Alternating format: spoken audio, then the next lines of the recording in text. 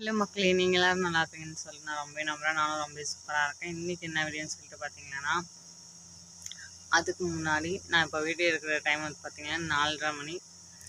சரி, இப்போ வீடியோ எடுத்து வச்சுருக்கலாம் சொல்லிட்டு வீடியோ எடுத்து வச்சுருக்கேன். ஏன்னு பார்த்தீங்கன்னா, பணம் நம்ம வாழ்க்கையில் பணம் எவ்வளோ முக்கியம்னு சொல்லிட்டு எனக்கு தெரிஞ்ச ஒரு சில விஷயத்தை தான் அவங்க கூட ஷேர் பண்ண போகிறேன்.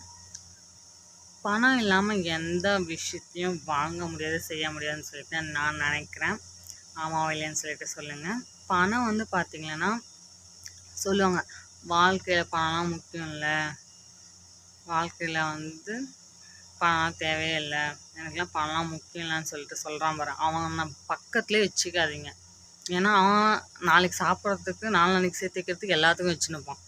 அவன் எங்கே நாம் நல்லா வந்துடுமோன்னு சொல்லிட்டு அப்படியே சொல்லுவான். அவன்லாம் பக்கத்துலேயே சேர்த்திக்காதீங்க. பணம் முக்கியம் இல்லைன்னு சொல்கிறவங்களாம் காசை ஜாஸ்தி வச்சுட்டு இருப்பாங்க. அதனால அவங்க சொல்கிறாங்க காசு வச்சுட்டு இருக்குங்க அப்படி சொல்லுவாங்க. காசு இல்லாத நாம் அப்படி சொன்னால் நம்ம அடுத்த வேலை சாப்பாட்டுக்கு எங்கே போகிறது, அடுத்த வேலை இதெல்லாம் செலவு வாங்கினா எங்கே யார்கிட்ட போய் நிற்கிறது சொல்லுங்கள் பார்க்கலாம். அதே மாதிரி நான் நினைக்கிறேன், காசு தர்ற மாதிரி தன்னம்பிக்கையும் தைரியத்தையும் யாராலையும் கொடுக்க முடியாதுன்னு சொல்லிட்டு நான் நினைக்கிறேன், நம்புகிறேன். ஏன்னு பார்த்தீங்கன்னா, இப்போ வந்து என்கிட்ட ஒரு ரூபா கூட இல்லை. நானே என் ஹஸ்பண்ட் என் பொண்ணு இருக்கும் பெங்களூரில், ஊரை விட்டு ஊர் இருக்கும். திடீர்னு இந்த ஜரம் சளி அந்த மாதிரி வந்துச்சுன்னா எவன் தருவான் காசு, ஊர் விட்டு ஊர் இருக்கிறதால. அதே நம்மக்கிட்ட ஒரு 500ரூபா 1000ரூபா 2000ரூபா அந்த மாதிரி இருந்துச்சுன்னா போனால் ஹாஸ்பிட்டலுக்கு பார்த்துக்கலாம், என்ன ஆனாலும் பார்த்துக்கலாம்னு சொல்லிட்டு தோணும். ஹாஸ்பிட்டல் போனால் ஊசி போட்டு வந்தால் சரியாக போய்டுவான்னு தோணும்.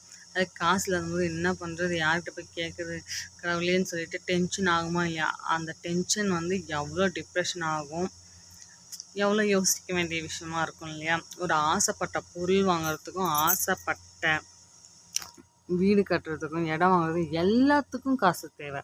ஆனால் நிம்மதியாக வாழ காசு தேவையான்னு சொல்லிட்டு எனக்கு சொல்ல தெரியலைங்க. நிம்மதியாக வாழ மனசு மட்டும் இருந்தால் போதும். ஆனால் நம்ம நினச்சது வாழ, இல்லை நம்ம இல்லைன்னா ஒரு நேரத்தில் வெற்றி பெறணுன்னாலும் இல்லைன்னா ஒன்று சாதிக்கணும்னா அது காசு வேலை. ஏன்னா அது கற்றுக்கிறதுக்கு காசு வேணும். நம்ம வந்து ஒரு வெற்றி பெறணும். இப்போ நம்ம வந்து ஒரு ஸ்போர்ட்ஸ்லேயே கலந்துக்கணும்னு வச்சுக்கோங்களேன். அந்த ஸ்போர்ட்ஸை ட்ரைனிங் கொடுக்குறவங்களுக்கு காசு கொடுத்து தான் ஆகணும். அந்த ட்ரைனிங் கொடுக்க முடியாமல் அந்த ஸ்போர்ட்ஸில் கலந்துக்காமல் எத்தனையோ பேர் வெளியே நின்று பார்த்துட்டு இருப்பாங்க. ஏன்னா அவங்கக்கிட்ட காசு இல்லை. அந்த ஒரே ஒரு காரணம் மட்டும்தான். காசு இருந்தால் அவங்க வந்து அதில் ட்ரைனிங் போய் கற்றுக்கிட்டு அவங்க ஏதோ ஒரு மெடல் அந்த மாதிரிலாம் வாங்கியிருக்கலாம். ஆனால் காசு இல்லாமல் எத்தனை பேருக்கு எத்தனை விஷயத்த வந்து மனசுக்குள்ளே வச்சோ இல்லை மனசுக்குள்ளே வச்சு அழுந்துட்டோ நம்மளால செய்ய முடியலன்னு சொல்லிட்டு ஃபீல் பண்ணிட்டு எத்தனையோ பேர் இருப்பாங்க இல்லையா? அதனால் காசு வந்து நம்ம வாழ்க்கைக்கு ரொம்ப ரொம்ப ரொம்ப ரொம்ப ரொம்ப ரொம்ப முக்கியம். அந்த காசு இருந்தால் நம்ம நினச்சதை செய்கிறதுக்கும் நம்ம விரும்பியதை நிறைவேற்றுறதுக்கும் காசு வந்து ரொம்ப ரொம்ப முக்கியம். அந்த காசை நம்ம மதித்து கொஞ்சம் கொஞ்சமாக அனாவசிய செலவு பண்ணாமல், ஆடம்பர செலவு பண்ணாமல், அத்தியாவசிய செலவை மட்டும் பண்ணிவிட்டு அந்த காசை வந்து நம்ம வந்து சேமிக்கும்போது தான் நம்ம பொருளாதாரம் உயரும். பொருளாதாரம் உயரும் போது தான் நம்ம வாழ்க்கையில் முன்னேற முடியும். நம்ம 4 பேர் மாதிரி தெரியலாம். அந்த 4 பேர் மாதிரி நாம் எதுக்கு இருக்கணும்னு சொல்லிட்டு கேட்காதீங்க. இப்போ ஒரு ஃபங்க்ஷனுக்கு நம்ம போகிறோம்னு வச்சுக்கோங்களேன், கெட்டவன் என்னென்ன பண்ணிட்டுருப்பான், கழுத்து நிறைய நகை போட்டுருப்பான். எந்த பெண்ணுங்க வேணால் சொல்லுங்களேன், ஒரு ஃபங்க்ஷனுக்கு போயிட்டு நான் சும்மா கவரிங் செயின் போட்டுன்னு போனேன், என்ன யாரும் நல்லா தான் நடத்துனாங்க, யாரும் கொஞ்சம் கூட மனம் உளைச்சல் ஆகிற மாதிரி நடத்தலைன்னு சொல்லிட்டு யாரானா ஒருத்தரனா அந்த அனுபவம் இல்லாமல் இருந்திருக்கா ஒருத்தருக்கனா? எத்தனையோ பேருக்கு இருந்திருக்கும். அதெல்லாம் எதால? நல்லவனாக இருந்தால் மதிப்பு கிடையாதுங்க, பணக்காரனாக இருந்தால் மதிப்பு உண்டு. ஆமாவா இல்லையான்னு சொல்லிட்டு சொல்லுங்கள்.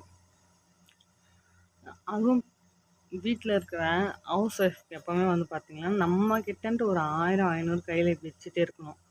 அது இல்லாகட்டி நம்மளை நடத்துகிற விதமும் நம்ம யோசிக்கிற நம்மக்கிட்ட காசு இல்லாதபோது இங்கே ஒரு 10 ரூபா தாங்கன்னு சொல்லிட்டு அவங்கக்கிட்ட கையேந்தும் போது அந்த வலி அந்த பொண்ணுங்களுக்கு தான் தெரியும். நம்ம ஹஸ்பண்ட்கிட்ட கையேந்துறதுல என்ன தப்புன்னு சொல்லிட்டு கேட்காதீங்க.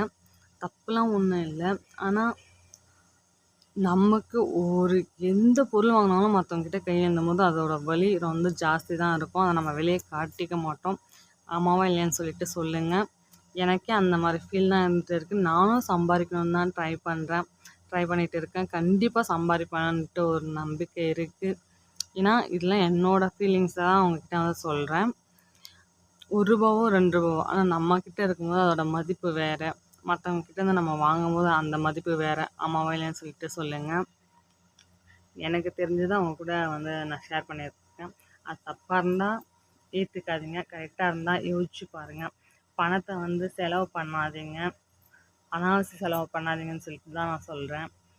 அவசியத்துக்கு செலவு பண்ணுங்க. நல்லா பணத்த சேமிச்சு வைங்க.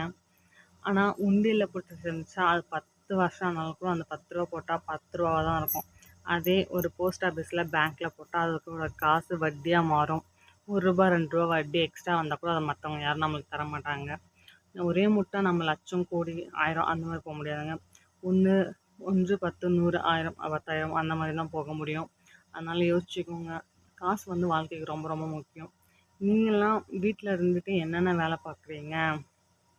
எனக்கு இந்த வேலை யூஸ்ஃபுல்லா இருக்கு. ஒரு மாசம் ஒரு 5000, 10,000 சம்பாரிச்சா கூட அது அவ்ளோ பெரிய விஷயமான்னு நான் நினைக்கிறேன். அந்த மாரி வீட்ல இருந்தே என்னென்ன வேலை செஞ்சிருக்கீங்கன்னு சொல்லிட்டு சொல்லுங்க. அப்படி சொல்லும்போது எனக்கு ரொம்பவே யூஸ்ஃபுல்லா இருக்கும்னு சொல்லிட்டு நான் நம்புறேன். வீடியோ உங்களுக்கு பிடிச்சிருந்ததுன்னா லைக் பண்ணுங்க, ஷேர் பண்ணுங்க, கமெண்ட் பண்ணுங்க. மறக்காம நம்ம சேனல் சப்ஸ்கிரைப் பண்ணிக்கோங்க. பாய் பாய்.